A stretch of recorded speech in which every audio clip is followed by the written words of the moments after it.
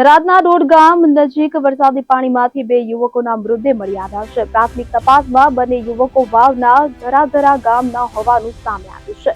મૃતદેહ લગભગ 10 દિવસથી પાણીમાં હોવાથી કોવાયેલી હાલતમાં હતા. તો થરાદ પોલીસને જાણ થતાં તેઓ તાત્કાલિક ઘટના સ્થળે પહોંચ્યા હતા.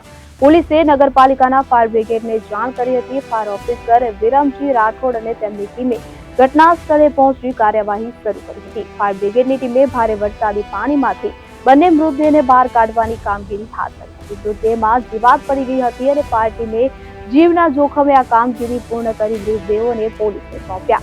એક સાથે બે મૃતદેહ મળવાની ઘટનાથી વિસ્તારમાં ચકચાર મચી ગઈ છે. બંને મૃતદેહને પોસ્ટમોર્ટમ અર્થે થરાદ રેફરલ હોસ્પિટલ ખાતે ખસેડવામાં આવ્યા છે.